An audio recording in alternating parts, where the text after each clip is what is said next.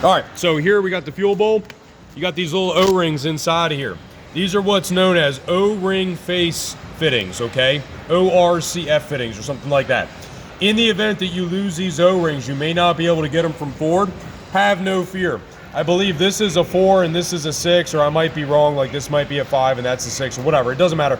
The point is that you can get these from a Parker store. You don't actually have to go to Ford in order to get them. These are standard O-ring face fittings, okay guys? So if you lose these O-rings, I have a ton of them in stock, but for you guys at home that are doing this, this is something where you could go to a hydraulic store and match up the O-ring, okay? Fuel filter, always put a new fuel filter in anytime we have injectors out or anytime that we have really this fuel bowl off, unless there's a reason not to, like the guy just did his fuel filters.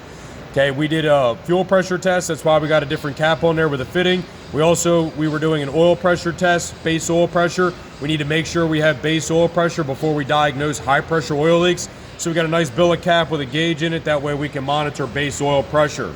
Always make sure you run OEM oil filter caps and oil filters themselves, and also make sure that you're running factory style fuel filters. I'm not a fan of like the Napas and the aftermarkets that go inside of there. Make sure you run OEM.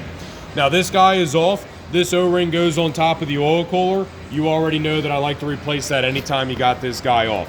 On the other side of this, you're gonna find another fitting just like this. I don't need to flip it over, you're fine.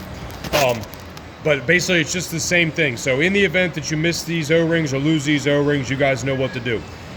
Your fuel pressure regulator is inside of here. There is a spring inside of there. Commonly, people will put a blue spring kit in. On this particular truck, he makes 68 PSI of fuel pressure? Yeah. It was above 65, right? Yep. Okay, so this particular truck was making over 65 PSI of fuel pressure. There's no reason for me to replace the spring inside of here. Don't waste the money. Now, if anything, if this thing was leaking, we call it the dick O-ring. There's a little O-ring that goes in there that's shaped like a dick. I know that sounds funny, but if you've ever had one of these apart, you know what I'm talking about. It's a dick O-ring.